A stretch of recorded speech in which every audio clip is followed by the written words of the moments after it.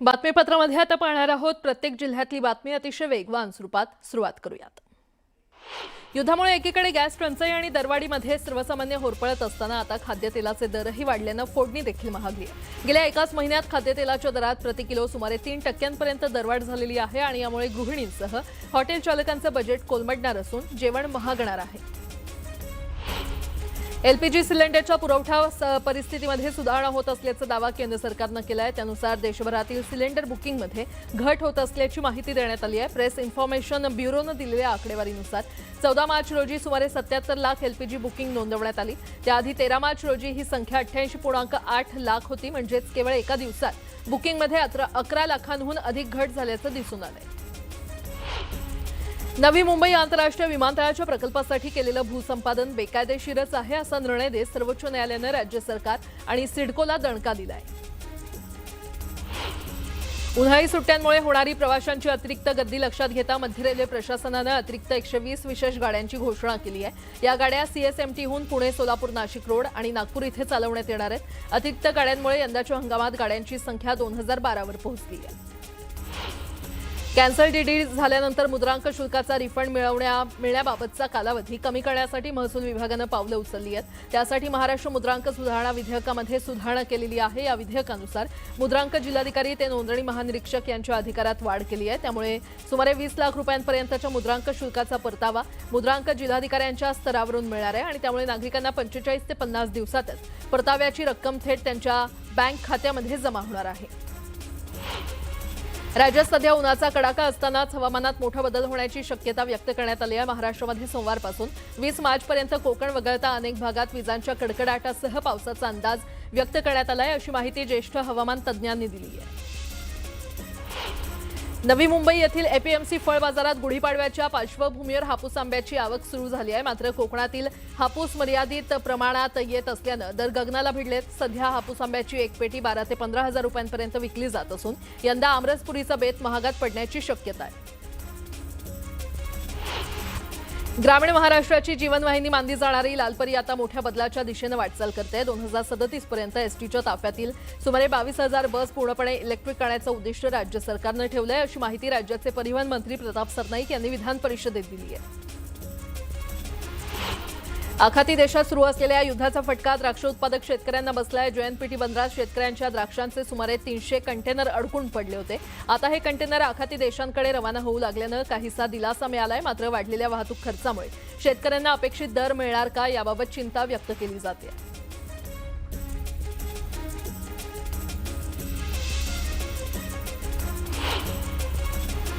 सातारा कराड पंचायत समितीमध्ये पहिल्यांदाच सुरली गावाला उपसभापती पदाचा मान मिळालेला आहे। अनिता वेताळ यांची जेसीबी मधून गुलाबाच्या फुलांची उधळण करत मिरवणूक काढण्यात आली। यावेळी हिंदकेसरी पैलवान संतोष वेताळ यांनी शड्डू मारत जल्लोष केला। रत्नागिरी जिल्ह्यातील हापूस आंबा बागायतदार सध्या मोठ्या संकटात सापडलेले आहेत। हंगामाच्या सुरुवातीला आलेला मोहर उष्णतेमुळे करपला तर बदलत्या वातावरणामुळे मोठ्या प्रमाणात फळगळ होते। त्यामुळे यंदा उत्पादन घटण्याची भीती व्यक्त केली जात असून बागायतदारांनी प्रशासनाकडे नुकसान भरपाईची मागणी केली आहे। मुंबईतील म्हाडाच्या जीर्ण आणि धोकादायक इमारतींच्या पुनर्विकासाला गती देण्यासाठी सरकारने केलेल्या नियमातील बदलांना विकासकांकडून चांगला प्रतिसाद मिळतोय। अवघ्या 6 महिन्यात 10 प्रकल्पांचे प्रस्ताव प्राप्त झालेत। त्यापैकी एका प्रकल्पाला एनओसी देण्यात आली असून या योजनेला गती देण्यासाठी आणखी काही सवलती देण्याबाबत सरकार विचार करत असल्याची माहिती मंत्री शंभूराज देसाई यांनी दिली आहे। एसटीच्या सर्व सेवानिवृत्त कर्मचाऱ्यांना यापुढे पत्नीसह वर्षभर मोफत प्रवासाची सुविधा उपलब्ध करून देण्यात येणार आहे। परिवहन मंत्री प्रताप सरनाईक यांनी यासंदर्भातली मोठी घोषणा केली आहे। रब्बी हंगामातील पिकांची काढणी सुरू असतानाच राज्यातील अनेक जिल्ह्यात वादळी वारे, मेघगर्जनेसह पाऊस पडण्याची शक्यता हवामान खात्याने वर्तवलेली आहे। विदर्भापासून दक्षिण मध्य महाराष्ट्रापर्यंत वाऱ्याची द्रोणीय स्थिती तयार झाल्यामुळे बंगालचा उपसागर आणि अरबी समुद्रावरून राज्याच्या दिशेने बाष्पयुक्त वारे येत आहेत आणि त्यामुळे मेघगर्जनेसह पाऊस पडण्याचा अंदाज हवामान खात्याने वर्तवलाय। आखाती देशात सुरू असलेल्या युद्धाचा फटका जरबेरा फूल शेतीला बसलेला आहे। धाराशिव जिल्ह्यातून मुंबई, संभाजीनगर, हैदराबाद या ठिकाणी फुलांची मागणी कमी झाली आहे। मागणी कमी झाल्याने जरबेरा उत्पादक शेतकरी आर्थिक अडचणीत सापडलाय। उत्पादन वाहतूक खर्चही निघत नसल्याने जरबेरा फूल उत्पादक शेतकरी मेटाकुटीला आलाय। जळगाव जिल्ह्यातील भुसावळ इथे पंचायत समिती शिक्षण विभागाच्या वतीनं समग्र शिक्षा शिक्षण उपक्रमाअंतर्गत दिव्यांग सेवा शिबिराचे आयोजन करण्यात आलं होतं। या सेवा शिबिरात 0 ते 18 वयोगटातील दिव्यांग विद्यार्थ्यांची आरोग्य तपासणी करण्यात आली। बँकॉकहून मुंबईमध्ये आलेल्या एका प्रवाशाकडून 12.688 किलो हायड्रोपोनिक वीड जप्त करण्यात आलंय। मुंबईमध्ये कस्टम झोन 3नं ही मोठी कारवाई केलेली आहे। राज्यात सुरू असलेल्या गॅस टंचाईचा मुद्दा लक्षात घेऊन सर्वसामान्यांची गैरसोय होऊ नये यासाठी कराडचे पुरवठा विभाग हॉटेल ढाब्यांवर रात्रीच्या वेळी धाडी टाकतायत। या भरारी पथकाचा हॉटेल व्यावसायिकांनी चांगलाच धसका घेतल्यानं इलेक्ट्रिक शेगडी चुलीवरच्या जेवणाचा बेत सुरू असल्याचं चित्र पाहायला मिळते। अहिल्यानगर जिल्ह्यातील काही पतसंस्थांकडून बोगस 101 वसुली दाखले देऊन कर्जदारांची आर्थिक लूट केली जात असल्याचा आरोप करण्यात येतोय। यासाठी अखिल भारतीय सह्याद्री छावा संघटनेच्या वतीनं जिल्हाधिकारी कार्यालयासमोर जागरण गोंधळ आंदोलन करण्यात आलं। पारंपरिक संबळ हलगी आदी वाद्यांच्या गजरात आंदोलन करण्यात आल्यानं जिल्हाधिकारी कार्यालय परिसर दणाणून गेला। सांगली इथं शेरी नाल्याचे सांडपाणी कृष्णा नदीमध्ये मिसळत असल्याची दखल प्रदूषण नियंत्रण मंडळाच्या अधिकाऱ्यांनी घेतली। पंप हाऊस अमरधाम स्मशानभूमीजवळील फुटलेल्या शेरी नाल्याची आधी भागाची पाहणी केली। या प्रकरणी नाराजी व्यक्त करत तात्काळ मनपाला नोटीस देण्याचे आदेश सांगली विभागीय अधिकाऱ्यांनी दिले।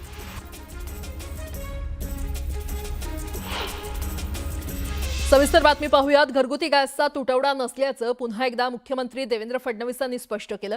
गोंधळून जात नागरिकांनी गॅस सिलेंडरसाठी गर्दी करू नये असं आवाहन करण्यात येतंय। त्यासोबत विरोधकांनी जाणीवपूर्वक संभ्रम तयार केल्याची टीका विरोधकांवर त्यांनी केलेली आहे। तर गॅस टंचाई नाही हे कशाच्या आधारावर बोलत आहात असा सवाल विरोधकांकडून केला जातोय। पाहूयात।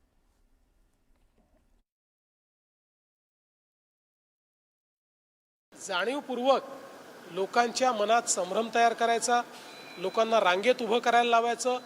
भीतीपोटी जेव्हा लोक रांगेत उभे राहतात किंवा सिलेंडरचं साठे बाजार किंवा आपल्या घरी एक सिलेंडर असताना परत एक अजून घेऊन ठेवा की बाबा अन्यथा उद्या जर टंचाई झाली तर काय करायचं, हे जे भीतीपोटी अनेक वेळा लोक करतात, या गोष्टी होऊ नये म्हणूनच केंद्र सरकारने स्पष्टपणे सांगितलं आहे की एक सिलेंडर मिळाल्यानंतर 23 दिवसाच्या अंतरानेच दुसरं सिलेंडर तुम्हाला त्या ठिकाणी प्राप्त होऊ शकेल, हे क्लिअर कट सांगितलेलं। मोदींच्या नावानं भजन करून आणि धार्मिक भावना निर्माण करून इंधन तुटवडा संपणार नाही, युद्ध संपणार नाही आणि LPG गॅसच्या रांगा थांबणार नाही। ते भारतीय जनता पक्षाने एकदा आत्मचिंतन करून समजून घेतलं पाहिजे। पण आता आम्ही काय बोललो की मुख्यमंत्र्यांना मिरच्या घुमतात आमच्या, ती वातावरण खराब करतात, मोदींची बदनामी करतात। मोदी स्वतःची आणि देशाची बदनामी करतात। मग रांगा का दिसत आहेत, लोक रस्त्यावरती का दिसत आहेत? मी तर आपल्याच माध्यमातून मला माहिती मिळाली की मुंबईतली, फक्त मुंबईतलीच मला वाटतं 30-40% रेस्टॉरंट्स आता बंद झालेले आहेत किंवा होत आहेत। आणि ह्या सगळ्या गोष्टी जर सर्वसामान्य जनता होरपळत असेल आणि त्या जनतेच्या मुख्यमंत्र्यांपर्यंत हे पोचत नसेल तर त्यांच्या यंत्रणेमध्ये फार मोठा काहीतरी गलथानपणा किंवा सरोशती यंत्रणा आहे। जो जनतेचं दुःख किंवा जनतेच्या व्यथा जाणून घेत नाही किंवा जाणून सुद्धा त्या तशा नाहीच आहेत असं मानणारा मुख्यमंत्री जर का आपल्या राज्याला लाभला असेल तर कठीण आहे राज्याचं। देशातील सर्व घरगुती LPG ग्राहकांना ई-KYC बंधनकारक करण्यात आलंय। ई-KYC केल्याशिवाय गॅस खरेदी करता येणार नाही। गॅस टंचाईच्या पार्श्वभूमीवर केंद्र सरकारनं हा मोठा निर्णय घेतलाय। युद्धजन्य परिस्थितीमध्ये भारताला आणखी एक मोठा दिलासा मिळालाय। तेलवाहू शिवालिक जहाज कतार मार्गे गुजरातच्या मुंद्रा बंदरात दाखल झालंय। नंदादेवी जहाज गुजरातच्या कांडला बंदरात येणार आहे। देशभरात सध्या गॅस सिलेंडरच्या पुरवठ्यात अडथळे येत आहेत। नागरिकांना अडचण होऊ नये म्हणून राज्य सरकारनं पुन्हा एकदा नागरिकांना केरोसिन देण्याची घोषणा केली आहे। राज्यात रॉकेलचा पुरेसा साठा उपलब्ध आहे। हे रॉकेल पुन्हा एकदा जुन्या पद्धतीनं रेशन दुकानांमधून वितरित करण्याची योजना असल्याचं अन्न आणि नागरी पुरवठा मंत्री छगन भुजबळ यांनी म्हटलं। LPGचा पुरवठा विस्कळीत झाल्यानं राज्याच्या विधिमंडळ अधिवेशनात देखील याचे पडसाद उमटलेत। यावेळी राज्याचे अन्न आणि नागरी पुरवठा मंत्री छगन भुजबळ यांनी विधान परिषदेमध्ये LPGच्या मुद्द्यावर निवेदन सादर करत भूमिका मांडली। लोकांनी घाबरून जाण्याची गरज नसल्याचं आवाहन त्यांनी केलंय। गॅस तुटवड्यावरून सुप्रिया सुळेंनी केंद्र सरकारवर प्रश्नचिन्ह उपस्थित केले। देशात गॅस सिलेंडरची कमतरता आणि तुटवडा असताना भारत सरकार हे वास्तव का कबूल करत नाही असा सवाल सुप्रिया सुळेंनी केलाय। बारामतीमध्ये देखील एलपीजी सिलेंडरचा तुटवडा निर्माण झालाय. यामुळे बारामतीमध्ये नागरिक आणि व्यावसायिकांचे हाल होत असल्याचं युगेंद्र पवार यांनी म्हटलं. युगेंद्र पवारांनी याबाबत प्रशासनाला निवेदन देत सिलेंडर उपलब्ध करून देण्याची मागणी केली आहे. भिवंडीतील कामगार परिसरामध्ये अनधिकृत साठा केलेले 330 सिलेंडर जप्त करण्यात आले आहेत. ओसवाल स्कूलजवळ अमिधार बिल्डिंगच्या पात्रशेड कंपाऊंडमध्ये 4 टेम्पोमध्ये 330 सिलेंडर सापडले असून प्रशासनाच्या वतीनं जप्तीची कारवाई करण्यात आली आहे. कांदिवलीमध्ये गॅस सिलेंडरची काळ्या बाजारात विक्री होत असल्याचा संशय मनसेनं व्यक्त केला आहे. कांदिवली परिसरात घरगुती गॅस सिलेंडरच्या तुटवड्यामुळे ग्राहकांच्या लांबच लांब रांगा लागल्यात. बुकिंग केल्यानंतर ओटीपी मिळून देखील अनेक ग्राहकांना सिलेंडर डिलिव्हरी होत नसल्याचा आरोप होतोय. गॅस टंचाईच्या झळा ग्रामीण भागात देखील बसू लागल्यात. धुळे जिल्ह्यात गॅस टंचाईच्या विरोधात गावकरी थेट रस्त्यावर उतरलेत. शिरपूर तालुक्यातील अंकलेश्वर बऱ्हाणपूर महामार्ग गावकऱ्यांनी रोखून धरला. नोंदणी करून देखील घरगुती एलपीजी गॅस सिलेंडर मिळत नसल्यानं शिरपूर तालुक्यातल्या भाटपुरा गावासह परिसरातील ग्रामस्थांनी रस्त्यावर आंदोलन केलं. यावेळी जोरदार घोषणाबाजी करत प्रशासनाचा गलथान कारभाराचा निषेध केला. बुलढाण्यात घरगुती गॅस सिलेंडरच्या हॉटेलमध्ये अवैधपणे वापर होत असल्याचं समोर आलंय. तहसीलदार विठ्ठल कुंबरे यांच्या पथकानं शहरात ठिकठिकाणी छापे टाकले. गॅस सिलेंडरचा कृत्रिम तुटवडा निर्माण होऊ नये आणि घरगुती गॅसचा व्यावसायिक वापर थांबावा या मोहिमेदरम्यान पथकानं जवळपास 40 हॉटेल आणि प्रतिष्ठानांची झाडाझडती घेतली. सोलापूर जिल्ह्यात अक्कलकोटमधील श्री स्वामी समर्थ मंदिर येथील श्री स्वामी समर्थ अन्नछत्र मंडळ इथे महाप्रसाद सेवा अखंड सुरू आहे. गॅस पुरवठा सध्या सुरळीत आहे अशी माहिती मंडळाच्या पदाधिकाऱ्यांनी दिली आहे. अक्कलकोट इथे देश राज्य तसंच परराज्यातून मोठ्या संख्येनं स्वामी भक्त दर्शनासाठी येतात. धर्मस्वातंत्र्य विधेयक कोणत्याही धर्माविरोधात नसल्याचं मुख्यमंत्री फडणवीसांनी स्पष्ट केलंय. बेकायदेशीर धर्मांतर केल्यास 7 वर्षांची शिक्षेची तरतूद या विधेयकात करण्यात आली आहे. तर ठाकरेंच्या शिवसेनेनं धर्मस्वातंत्र्य विधेयकाला पाठिंबा दिलाय.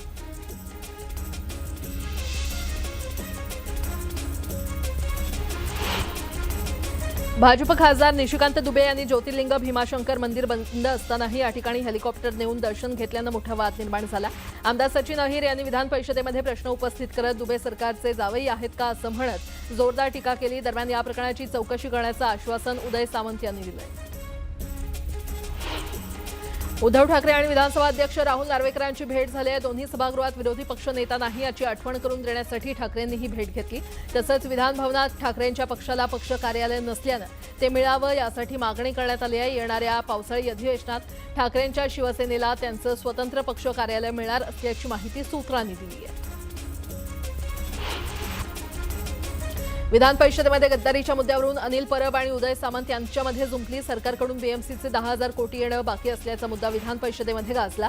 यावेळी दोघांनी एकमेकांवर टीका केली आहे. 3 वर्षात सत्ताधारी आमदारांना 1600 कोटी रुपये मिळाल्याचा दावा अनिल परब यांनी करत असल्याचा आरोप केलाय. एमआयडीसीच्या लेटर हेडची हुबेहूब रंगीत झेरॉक्स वापर करून बोगस प्रवेशपत्र वापरून काहींना प्रवेश देण्यात आल्याचा मुद्दा विधान परिषदेमध्ये गाजला. विशेष म्हणजे उद्योगमंत्री उदय सामंत यांनीच हा मुद्दा उपस्थित करत चक्क 2,000 ते 5,000 रुपयांपर्यंत पैसे घेऊन विधानसभेचे पासेस दिल्याची तक्रार त्यांनी सभापतींकडे केली. विशेष म्हणजे यापूर्वी देखील पैसे घेऊन असे पास दिले जात असल्याचा मुद्दा विधिमंडळात उपस्थित झाला होता. तरी देखील पुन्हा तेच समोर आलंय. लाल दिव्याचा वाद महापौरांच्या दालनापर्यंत पोहोचलाय. विरोधी पक्षनेत्या किशोरी पेडणेकर यांनी महापौर रितू तावडे यांची दालनामध्ये जाऊन भेट घेतली. महापौर रितू तावडे आणि विरोधी पक्षनेत्या किशोरी पेडणेकर यांच्यामध्ये 15 मिनिटं चर्चा झाली. यानंतर पत्रकार परिषद घेऊन किशोरी पेडणेकर यांनी टीका केली आहे. पालिका प्रशासनाला पत्र लिहून किशोरी पेडणेकर यांनी 2 सुरक्षा रक्षकांची मागणी केली आहे. कल्याण डोंबिवली महापालिकेमध्ये मनसेला सत्तेत वाटा मिळालाय. सत्ता स्थापनेच्या वेळी भाजपची खेळी मोडून काढताना मनसेनं महत्त्वाची भूमिका बजावली होती. मनसेनं महापौर निवडीच्या वेळी शिवसेनेला बिनशर्त पाठिंबा दिला होता. दरम्यान आता शिवसेनेनं मनसेला स्थायी समितीमध्ये सदस्यपद देखील दिलंय. सर्व नगरसेवकांना विविध समित्यांमध्ये सदस्यपद देण्यात आलंय. रत्नागिरी जिल्हा परिषदेचे जिल्हाध्यक्ष आणि उपाध्यक्षांची निवड करण्यात आली आहे. अध्यक्षपदी अस्मिता केंद्रेंची निवड झाली आहे तर उपाध्यक्षपदासाठी विलास चाळके यांची निवड करण्यात आली आहे. लातूर जिल्हा परिषदेच्या अध्यक्ष आणि उपाध्यक्षांची निवड करण्यात आली आहे. अध्यक्षपदी भाजपच्या उषाबाई पाटलांची निवड झाली आहे तर उपाध्यक्षपदी राष्ट्रवादी काँग्रेसचे दयानंद सुरवसे यांची निवड करण्यात आली आहे. साताऱ्याच्या कराडमध्ये राष्ट्रवादीनं भाजपला धक्का दिलाय. माण पंचायत समितीमध्ये सभापती आणि उपसभापती दोन्ही जागांवर राष्ट्रवादीनं विजय प्राप्त केला. यामुळे माण पंचायत समितीमध्ये सभापतीपदी विक्रम शिंगाडेंची निवड झाली आहे तर उपसभापतीपदी प्रियंका जगदाळे यांची निवड झाली आहे.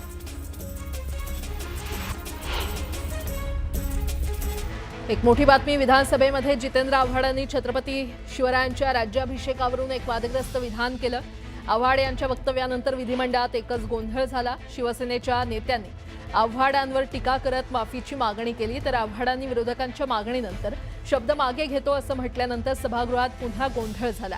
या सर्व गोंधळानंतर विधानसभेचं कामकाज 10 मिनिटांसाठी स्थगित करण्यात आलं होतं।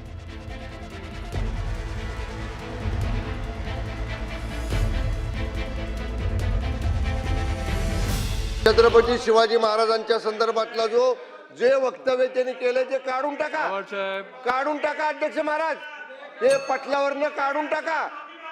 या ठिकाणी काय चाललंय? आणि छत्रपती शिवाजी महाराजांचा अपमान करण्याचा त्यांना कोणी परवाना दिलाय? अध्यक्ष महोदय, त्यांनी माफी मागितली पाहिजे। त्यांनी संपूर्ण महाराष्ट्राची माफी मागितली पाहिजे, आपल्या देशाची माफी मागितली पाहिजे। मी जे काही बोललो असेल त्याच्याने कोणाच्या भावना दुखवल्या असेल तर मी ते माझे शब्द मागे घेतो। मी जे काही बोललो असेल त्याच्याने कोणाच्या भावना दुखवल्या असेल तर मी ते माझे शब्द मागे घेतो। दरम्यान विधानसभेचं कामकाज पुन्हा सुरू झाल्यानंतर सत्ताधारी आमदारांनी आव्हाडांचा मुद्दा उपस्थित केला। सत्ताधारी आमदारांनी वेलमध्ये उतरत घोषणाबाजी करत आव्हाडांनी माफी मागावी म्हणून गदारोळ केला, तर नितेश राणेंनी आव्हाडांच्या निलंबनाची मागणी केली। आव्हाडांना पुन्हा असं विधान करू नये असं नार्वेकरांनी बजावलं। त्यानंतर आव्हाडांनी माफी मागितली आणि या वादावर पडदा पडला।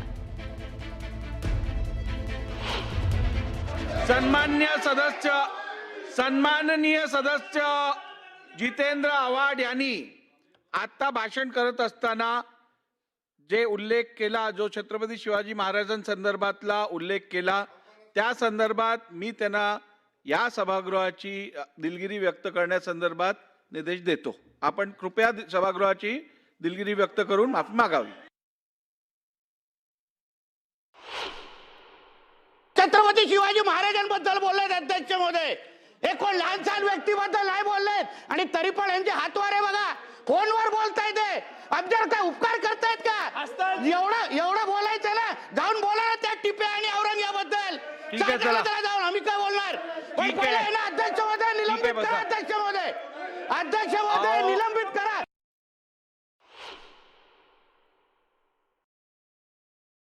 जितेंद्र आव्हाड साहेब, मी या सभागृहातल्या प्रत्येक सदस्याला आणि विशेष करून आपण जे आता विधान केलेलं आहे त्या संदर्भात मी आपल्याला ही शेवटची संधी देतोय। यापुढे जर का छत्रपती शिवाजी महाराजांबद्दल किंवा या राष्ट्रातल्या महापुरुषांबद्दल जर का आपण चुकीचं विधान केलं तर मला नियम 53 खाली तुम्हाला या सभागृहातनं सस्पेंड करायला लागेल। त्यामुळे माझ्यावर अशी पाळी आपण आणू नयेत।